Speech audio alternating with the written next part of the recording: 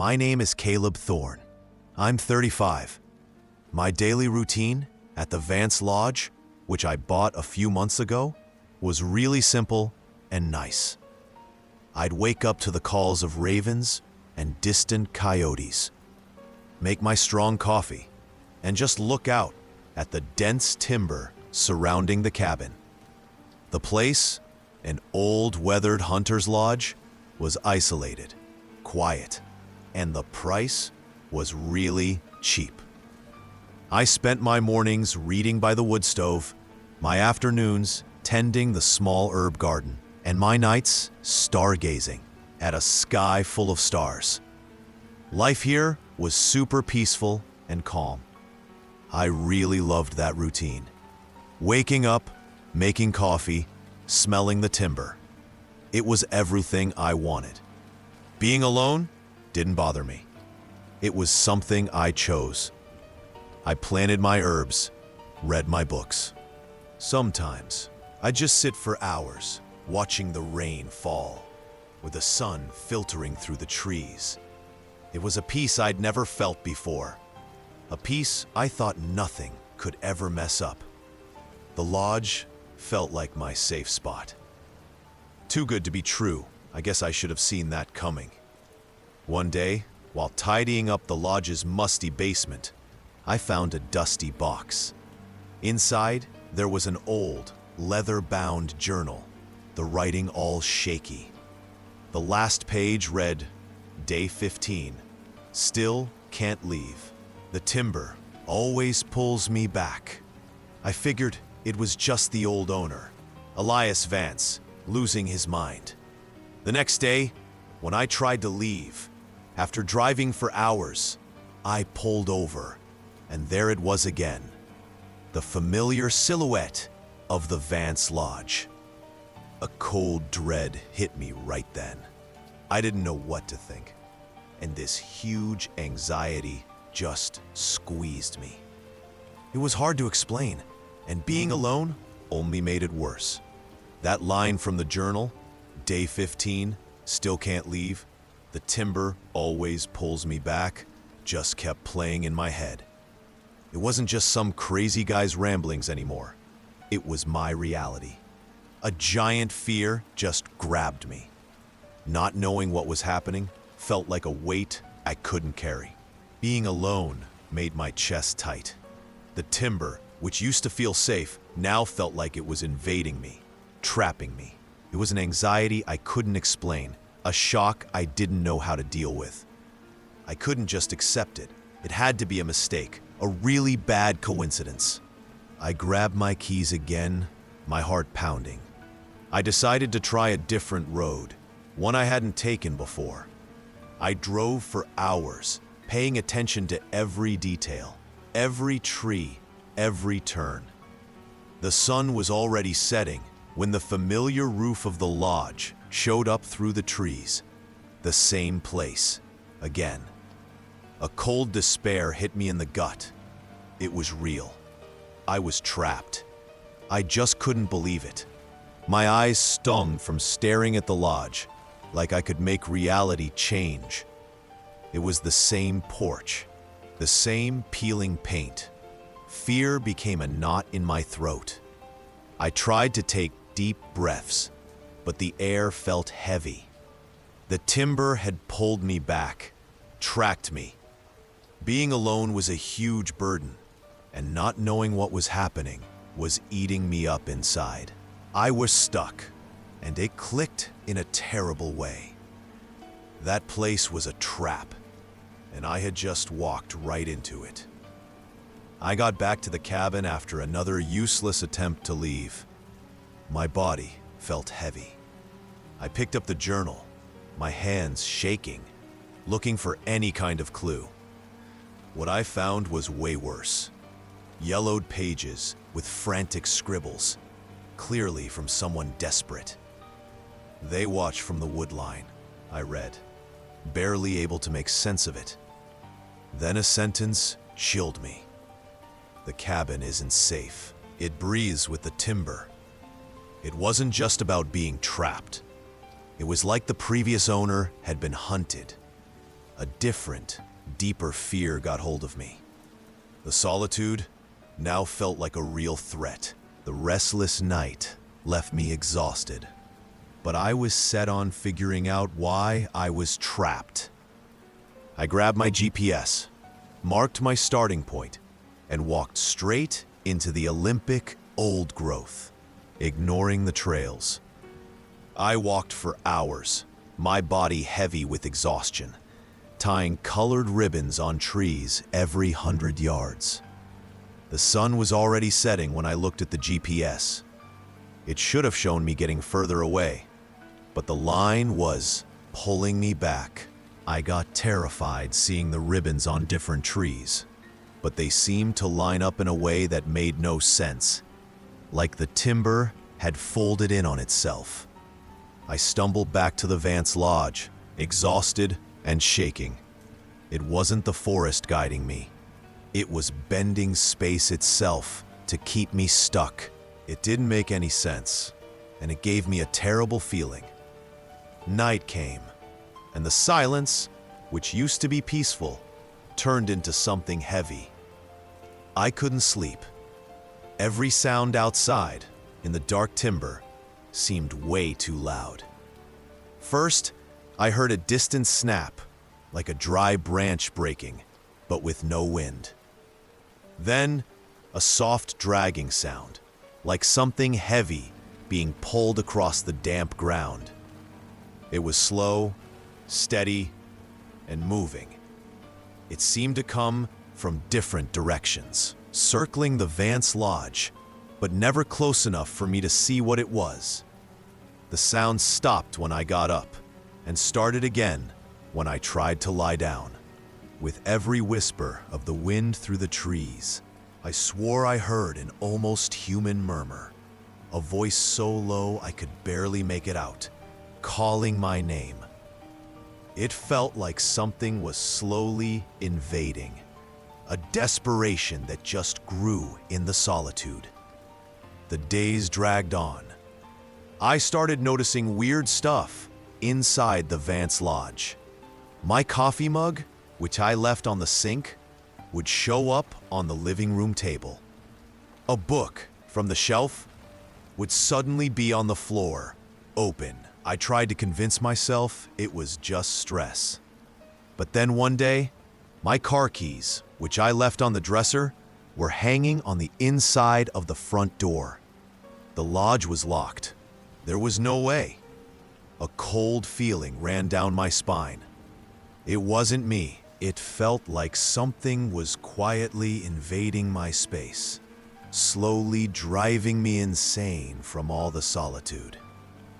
The outside world just seemed to vanish. I tried to turn on my cell phone again, but the battery just died. The radio was only static, filling the silence and making the loneliness worse. Every attempt just confirmed my isolation. Not being able to ask for help, having no one to listen, was torture.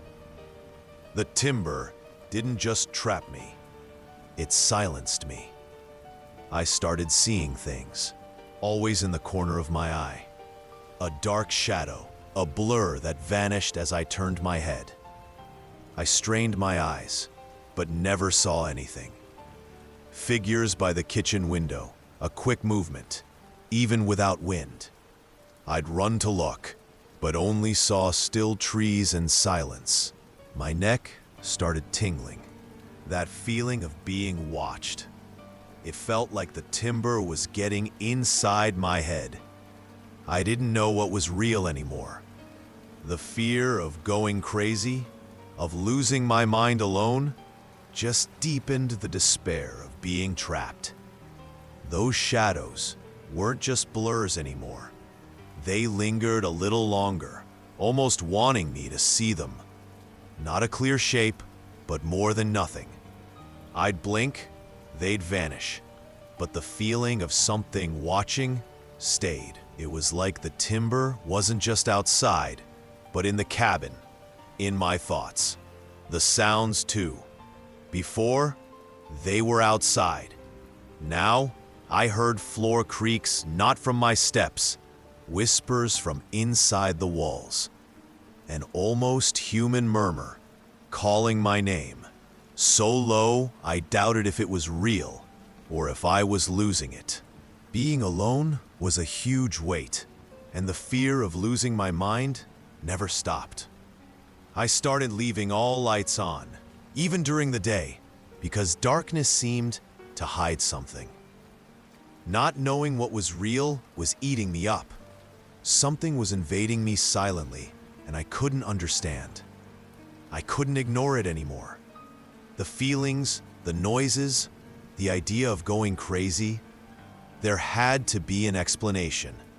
So I grabbed Vance's journal again, the same one with that line about the timber pulling me back. He described the same shadows, the whispers, the incessant feeling of being watched.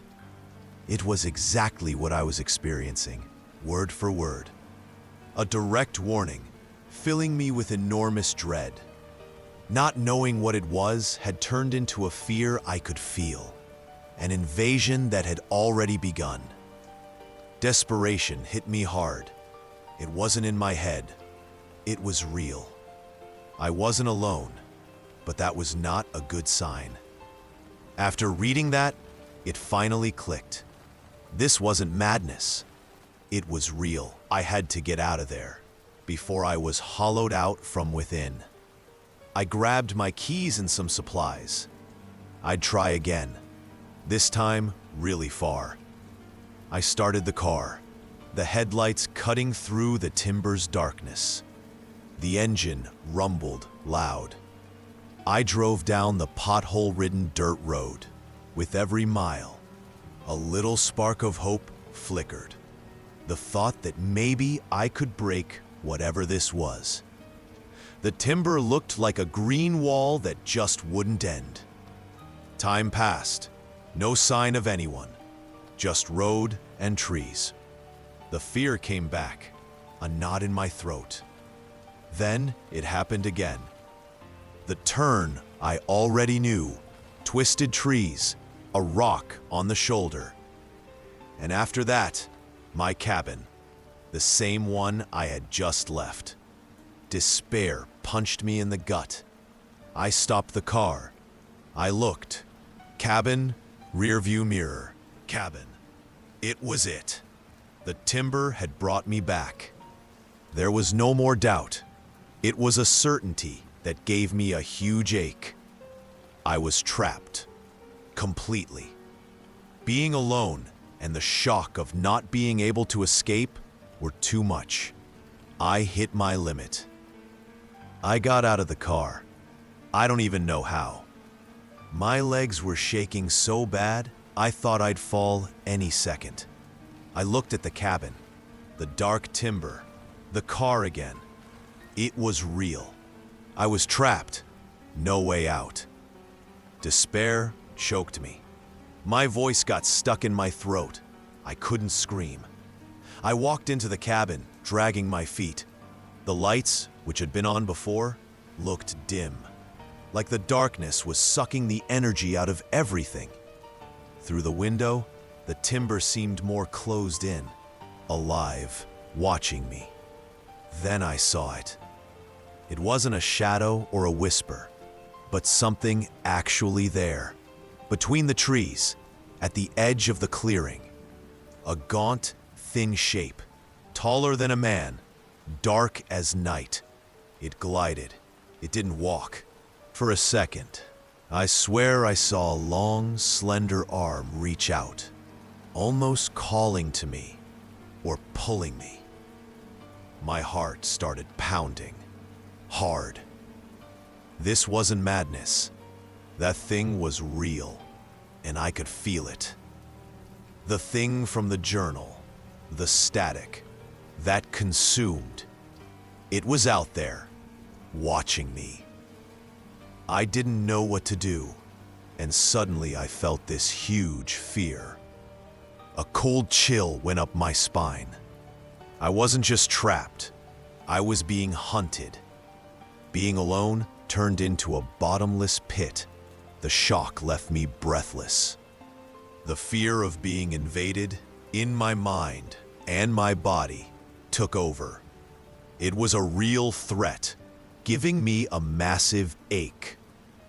I stood frozen, glued to the window. That thing, it didn't move much, but it felt like it was studying me. Its eyes, if it had eyes, I couldn't see, but I felt the weight of a gaze. A cold, but not the cold of the air. An internal cold crept up my throat. I wanted to scream, but nothing came out. My hands were sweaty, shaking so much I could barely hold the curtain. The cabin, which used to be my safe place, now felt like it was made of paper. I could feel how fragile it was, the thin thing separating me from that out there. The specter took a step, then another, slow, almost floating. It didn't make a sound. No dry leaves rustling, no branches snapping, nothing. Just the heavy silence of the timber and the thumping of my own heart in my head. It was coming for the cabin.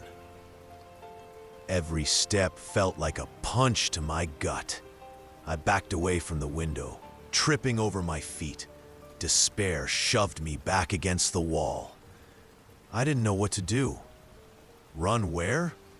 I was trapped. The door. I looked at the front door. It was old wood with a weak lock. It wouldn't hold anything. It wouldn't hold it. The feeling of being invaded was huge. It wasn't just the timber pulling me back. It was this thing that wanted me. The fear of being consumed, like the journal said, turned into a horrible certainty. I was cornered. Being alone felt heavy as lead, and not knowing what would happen next was a torture that gave me an awful dread. I just wanted it to be over, one way or another. My head was spinning. I didn't know if what I was seeing was real or if I had gone completely crazy. The shadows on the wall danced, and the heavy silence outside pressed on my chest. My mind was falling apart, piece by piece. I tried to think, to find a way out, but my thoughts tangled. It was hell. Being alone turned into a silent scream inside me. I was losing control, losing everything. The fear of going mad was worse than the creature outside. I just wanted my head to stop hurting, for the confusion to go away. It was the price of being here, trapped and alone. The creature was getting closer. The floor was shaking. Or was it just my body trembling non-stop? My breath was caught in my throat, a tight knot. I looked around desperately, searching for anything that could protect me. A knife in the kitchen? A loose piece of wood? My hands were sweating cold, my heart beating like a drum. I ran for the door, shoving the old dresser against it with all the strength I had left. I knew it would be flimsy, useless, but it was my only instinct. Fear turned into pure adrenaline, pushing me. I needed to defend myself. Being alone, now a silent scream of terror. The invasion was real. I had to fight. I stood there breathless, the dresser barely propped against the door. My heart was still pounding hard, but suddenly, the floor stopped shaking. The heavy dragging sound outside vanished, like someone had flipped a switch. A strange, heavy silence took over everything. I stood frozen, not breathing right, hearing only the blood rushing in my ears. The fear didn't leave. It just turned into a cold uncertainty. What had happened? Had it gone? Or was it just waiting? I couldn't understand. I stayed there, unmoving. The silence was worse than the noise. Every second felt like an eternity. I held my breath, trying to hear anything, but only my heart pounded. My head was spinning. Had I imagined it all? Being alone crushed me. The fear was cold and empty. Not knowing gave me an awful dread. I looked at the dresser against the door. Ridiculous. That old wood wouldn't hold anything. The whole cabin felt like paper now. Every creaking board, every gap, an open door to the outside. It wasn't shelter, just a thin shell that didn't protect me from anything. The despair of being exposed, so alone, was a punch to the gut. Not knowing what was out there and the fragility of what was in here suffocated me. The cabin walls crushed me, suffocating me. There was nowhere to go. I'd already tried to leave so many times, but the timber always pulled me back. That line from the journal, day 15, still can't leave. The timber always pulls me back, was my cruel reality now. Despair was a knot in my throat, a physical ache. I was trapped, and being alone was my only company, a torture. It gave me this enormous dread, hard to explain. The silence made me go back to the journal. I needed some explanation, anything. I grabbed the old notebook, my hands still shaking. I flipped through the pages, searching. The fear was still there, but now with an urgency. There had to be something in there that would tell me what that thing out there was. What was happening to me? That guy had gone through this. He knew. I needed to know. Being alone crushed me, and not knowing what it was gave me this huge dread. I leafed through the journal, my hands trembling. The pages were yellowed, the handwriting growing more desperate with each entry. I found what I was looking for, but it wasn't what I wanted. The previous owner wrote about the static, a presence that grew, that fed on fear and isolation. He talked about being hollowed out from within, losing his own mind, becoming part of the timber. That was my destiny. The creature out there, the shadows, the whispers, it all made sense. Despair hit me like lightning. It wasn't just being trapped, it was being devoured. Being alone turned into a bottomless pit. The shock of knowing the end was unbearable. I was condemned. After reading that, sleep became a luxury I didn't have anymore. Every shadow, every creak of the wood. Was the static getting closer? I spent my nights awake, staring at the door, at the windows, with a fear that ate at me from the inside. Being alone in the cabin, which used to be a safe place, was just a constant reminder now that I was alone against whatever this was. It was an endless wait, a torture that gave me an enormous dread. Not knowing what would come next left me in a panic, always waiting for the next sign that something was invading me. I tried to tell myself it was just the wind, the normal forest sounds, but it wasn't. Out there, the timber seemed to move in a weird way, almost like it was watching me.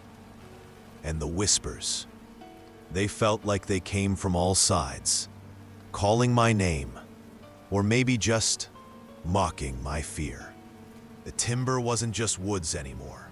It was something alive, with invisible eyes and a voice that put me in a panic. I kept rereading the journal. Every word became a whisper in my head. Vance's phrases about the timber and madness started to blend with the noises outside. I didn't know if they were his voices, mine, or something from the timber invading me. The journal felt like it was showing my future. The fear of insanity was real, and being alone made it all worse. I don't know how many days have passed anymore. Sunlight came through the window, then it was gone, and I couldn't tell one morning from the next. Hours dragged, but the days disappeared. It was all a fog. The fear of losing my sense of time, of going crazy, was a despair that just wouldn't stop. Being alone only made that horrible feeling worse. That time didn't exist anymore. Just the Vance Lodge and the timber holding me here. I looked in the mirror, but I didn't see Caleb anymore. Just a shell, empty, lifeless eyes. I felt the timber sucking me dry, hollowing me out from the inside. I had no will to fight, no will to think. My mind felt like an echo, just repeating the whispers from outside. Being alone turned me into a ghost of myself. The fear became part of me, and I, part of the Vance Lodge. My name is Ethan Blackwood. I'm 34, an abstract painter, and I just wanted a quiet place to work, a place to escape the noise, to clear my head and find my creativity again. That's why I bought this secluded cabin in the Mount Hood National Forest. My days there were just the smell of turpentine, birds singing, and that peace I wanted so badly. I'd spend hours in front of the canvas, letting nature inspire every brushstroke. It was the simple, quiet life I'd always dreamed of. That peace I'd built felt like it would last forever. But curiosity gets you, right? One day, while cleaning a forgotten corner of the cabin, behind some loose boards, I found a small, almost hidden wooden door that led to a damp cellar. My phone's light barely reached down there, but what I saw stopped me cold. There were dozens of portraits, all of the same frontier family, hanging on the damp walls, painted in different eras. But the worst part was, in each painting, a blurred figure in the background became clearer and got closer to the family, leaving me with this weird feeling, Even with that weird feeling from the portraits, I tried to brush it off. The cabin was big, and there was still a lot to explore. I started rummaging through dusty cupboards, opening creaky drawers, like someone poking into an old mystery. I found some old pots, books with yellowed pages, and rusty tools. Nothing much, just stuff from people who lived there before. Each object seemed to tell me a piece of the Raven's Nest cabin's story, and I felt like I was getting used to it. It was a house with a history, but it seemed like a quiet history, for now. When I went down to the cellar, my phone's light barely reached, but I could see the place was small, dusty, and seemed harmless. Just seemed that way.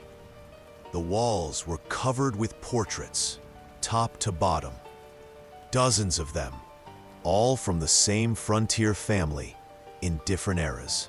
It felt like they were watching me. And the worst part, in each one, in the background, there was a sort of blurred figure. It kept getting clearer and closer to the family in each painting, tying my stomach in knots. That wasn't normal. And the cabin's peace started to fade right there, in that damp cellar. I'd spend hours down in that cellar, with my phone's dim light, almost losing track of time. Each portrait was like a window into the past, I'd notice the details, how the light hit their faces, the colors the painter used. It was like I was having a conversation with him, understanding what he wanted to show. I felt a good connection, like I wasn't so alone. It was just art, history, and that was it. I felt good there, surrounded by those old canvases, without any trouble at all. Despite the strange feeling, I went back to the cellar, It felt like an addiction. You know, I picked up a portrait I'd examined many times, the one showing the family in their dining room. I stood there with the weak cell phone light, trying to see every detail. The blurred figure in the background, the one I already knew, looked different. A more defined outline on its head, maybe an arm a bit more visible. I blinked, rubbed my eyes. It must be the light, I thought. Or I'm imagining things from staring so much. I tried to convince myself, but that doubt stuck with me. A little bit of fear. Later, back upstairs, I was trying to focus on some drawings, but my mind was still in the cellar. Suddenly, a little sound. Very faint, but I heard it. It wasn't the wind or the old cabin wood creaking. It sounded like a scrape, like something scratching on the wall down there. I froze. I tried to ignore it. Must be an animal, I thought. But then the sound came again, a little louder. A faint scratch, but it was definitely there. My heart jumped. That doubt came back, but now with real fear. That scratching wouldn't leave me alone. I knew I had to go see, even though my body screamed at me not to. I grabbed my bigger lantern, the camping one, and went back down to the cellar. Each step felt colder. Down there, the air was heavy. I started shining the light into the corners, trying to find where the sound was coming from. When I aimed it at the wall with the portraits, the light flickered. It went out quickly, and everything was dark for a second. My heart pounded. I tried again, aiming at one of the paintings with the clearest figure. It flickered again. It was like the lantern had a mind of its own, messing with me. I got a chill. It wasn't just the light failing. It was the feeling that something didn't want me to see. After that whole mess with the lantern, I went upstairs, a little breathless. The night was long, you know? I barely slept. The next day, I tried to act normal. I went to the kitchen to make my coffee, trying not to think about the noises and the lights failing. But then, when I went to grab a mug, I saw a piece of wood on the table. It was splintered, looked old, and I was sure it was from an old frame. I was sure it hadn't been there before. And the worst part? It was exactly the same wood as the frames down in the cellar. My stomach froze. How did that get into my kitchen? The doubt wasn't just a twinge anymore. It was a gut punch. I tried to get back to my routine, you know? I grabbed my paints, the easel, and started to sketch. I wanted to forget about the wood in the kitchen, the noises. But I couldn't. With every brushstroke, I felt a shiver down my spine. It was like someone was right behind me, breathing. I'd stop, look over my shoulder, but there was nothing there. Just the old cabin walls, the dark windows outside, and the cellar door, which I'd shut tight. The silence was heavy, and the solitude which used to be peace now felt like a weight, something squeezing me. I was alone, but I felt invaded. That shiver down my spine wouldn't leave me alone. I had to end it, prove to myself I was going crazy. I grabbed the lantern again, but this time, I didn't think twice. I went down to the cellar, straight to the last portrait. The one where the figure was already really close to the family. The lantern light flickered a bit, but I forced it. And then, I saw it. There was no denying it. The figure, once blurred, was now there, clear, like a photograph. I could make out its face, an expression. I can't explain. And that wasn't all. It had taken a step forward, you know? Like almost stepping out of the frame. My body went cold. It wasn't in my head. It was real. That portrait had changed again. My heart was pounding. It wasn't imagination. The figure was there, real, almost stepping out of the canvas. I screamed, a muffled sound that barely sounded like me, and dropped the lantern. It rolled, and the light went out. Total darkness. I couldn't breathe. I just wanted to run away, anywhere. I tripped on the damp floor. Every step was a fight not to fall, not to turn my back. I reached the cellar door, which fell further away than ever. I opened it and scrambled up the steps, not daring to look back. Upstairs, the dim light of the living room was a relief, but I felt completely trapped. Where was I supposed to go? The cabin was isolated, stuck there with it. The cellar door seemed to stare at me. I had to close it, lock it. I pushed a heavy dresser, dragging it across the floor. The noise was awful. I positioned it against the door, then grabbed chairs, boxes. I built a barricade, shaking and sweating. I looked at the pile, trying to believe it would protect me. I knew it wouldn't.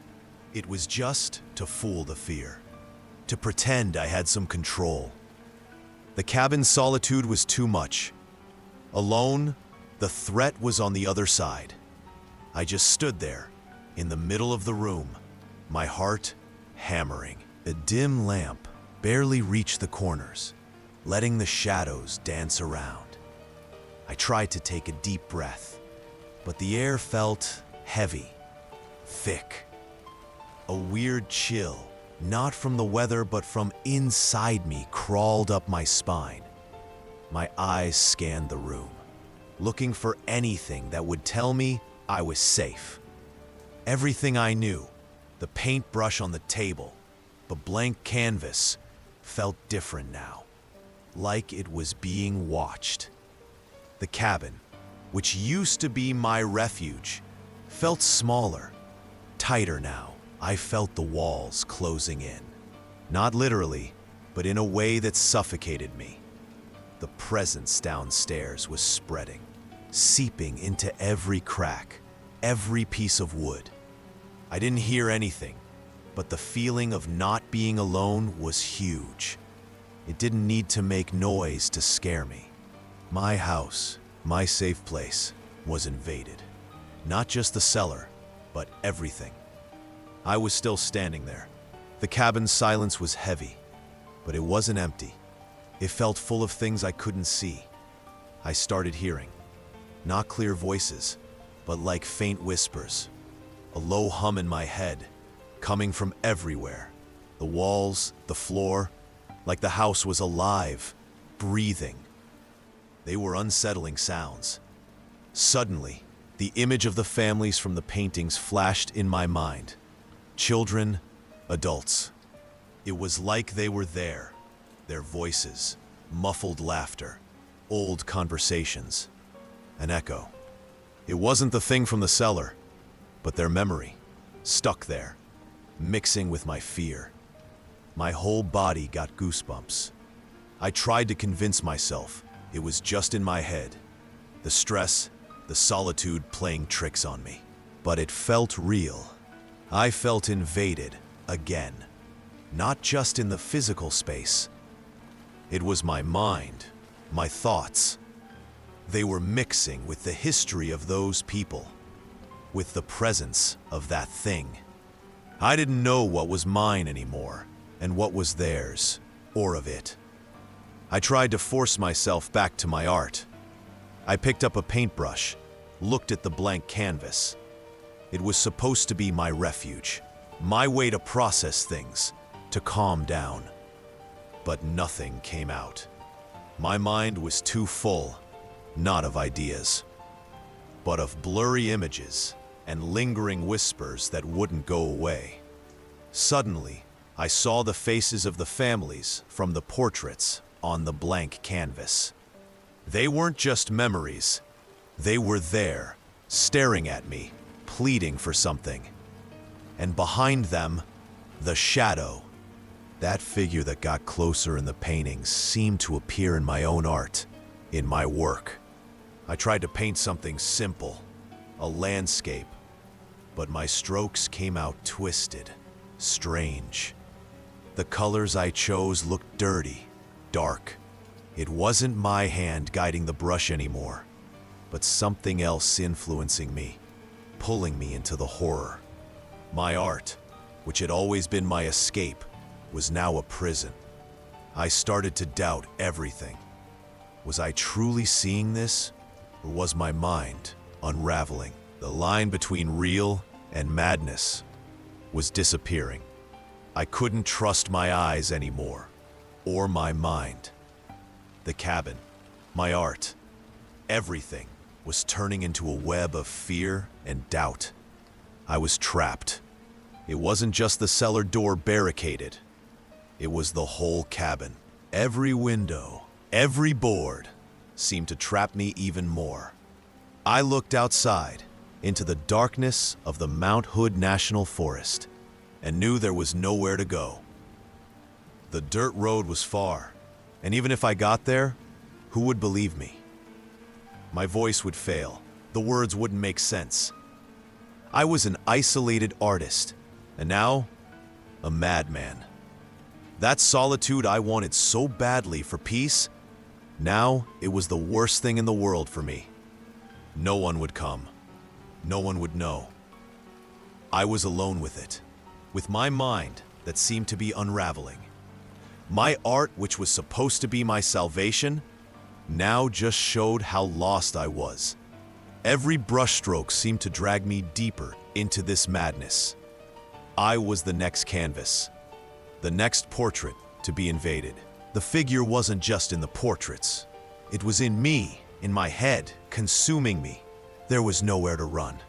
I stood there, still, feeling the cabin swallow me whole.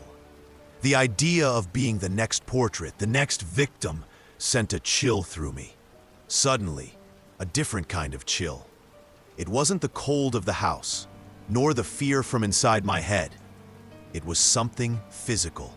I felt an icy breath on my neck. Right there, my body froze. I couldn't move, but my heart pounded so hard I thought it would explode. It was as if solitude had taken form and was breathing down my neck. My skin crawled in a way I'd never felt before. I knew I wasn't alone. The figure wasn't just in my mind anymore, nor in the portraits. It was there, with me, in the same air I breathed. I tried to turn, but fear paralyzed me. Every muscle in my body screamed to run, but I was trapped. Trapped in my own body, in my own house. That whisper, which before was in my head, now seemed to come from behind me. A sound almost inaudible, but that pierced through me. It was the thing, the figure, finally reaching me. It wasn't a painting anymore. It was real, and it was right behind me. It wasn't a painting anymore. It was real, right behind me. My body went cold, but a strange force made me turn. Slowly, I turned. There it was, not like in the portraits, blurred, but clear, gaunt, taller than I'd imagined. Its skin looked old, almost transparent, and its eyes, empty, piercing through me in a way that went right through me. It had no smell, made no sound, just the presence. It was solitude, fear, everything wrapped up together, right there in front of me. My throat went dry. I couldn't scream, couldn't run, just stare. And it did too. We stood there, just staring at each other. And that said everything. I was face to face with what haunted me. and it was worse than any painting. We stood there, staring at each other. Time stopped. My heart pounded so hard, I thought it would burst out of my chest. Suddenly, the figure took a step back, a movement too fast, almost a blur. As it recoiled, I felt a blast of frigid air on my neck. So cold it felt like the air had turned to ice. It wasn't the wind from the cabin, but a cold that went right through me, a fear that made me tremble uncontrollably. The solitude of that place turned into pure terror. I didn't think, I just reacted. My feet moved on their own, stumbling. I ran to the door without looking back. The doorknob was cold, but I turned it with a strength I didn't even know I had. I opened it and stumbled out into the dark night, the cold air cutting my face. The cabin was left behind. A blur of faint light. I just wanted distance, to run far away from that nightmare that invaded my life. My heart was pounding, and I couldn't stop shaking. I ran aimlessly along the dirt road, my heart in my mouth, lungs burning. Every step was a fight, my muscles screaming. Total darkness, just my footsteps and my heart pounding. I didn't know where to go, just that I needed to get away from the cabin, from that thing. Fear pushed me, but my body was exhausted. My legs gave out, my vision blurred. My knees buckled.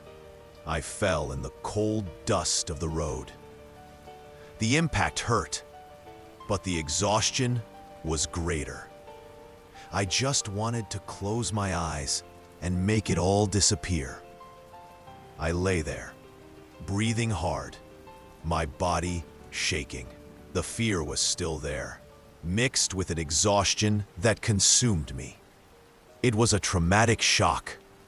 I lay there in the dust, my body aching, my head empty. There was no more panic, just a profound exhaustion. The Raven's Nest cabin, which used to be my refuge, was now my biggest fear. I didn't know where to go or what to do. The night air felt different, heavier. I was alone again, but this solitude was a void, not the peace I wanted. The image of the thing, its empty eyes, wouldn't leave my head. My life turned upside down.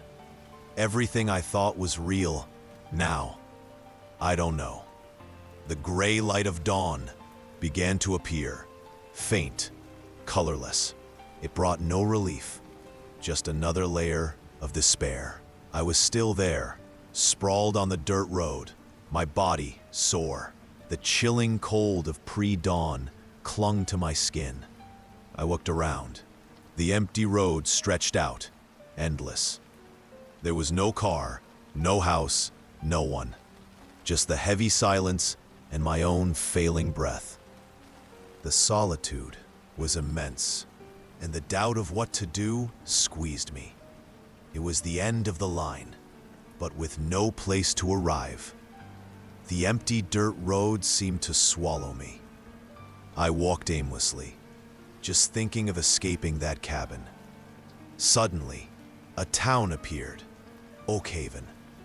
It was small, with weather-beaten houses and a strange silence. There was no one on the street. It seemed abandoned, but I felt I wasn't alone. That feeling of being watched, that the shadow had followed me, infiltrated everything, was suffocating. The fear wasn't just of what I saw, but of what I felt inside me, corroding me. I just wanted to stop thinking, but my head wouldn't stop.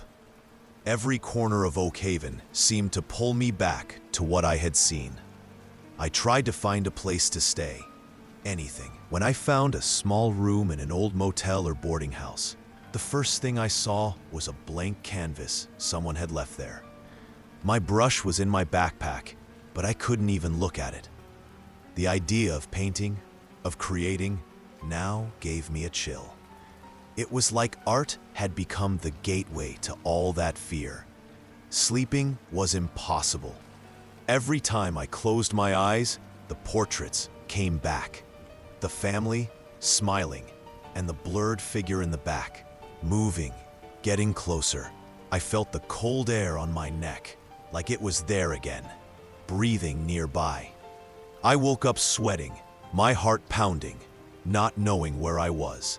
The image of the last painting, with the thing behind me, wouldn't leave my head. It was torture. I avoided mirrors. Every time I passed one, or a dark window, I saw my own reflection, but I felt I wasn't alone.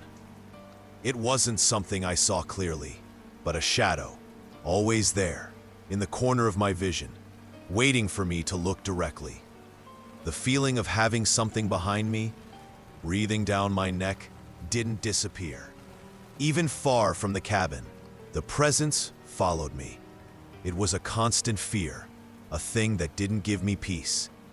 This solitude was the worst part of it all, not having a soul to tell what I had seen, to vent without them looking at me like a madman. Doubt crept into every thought, corroding what was left of my sanity.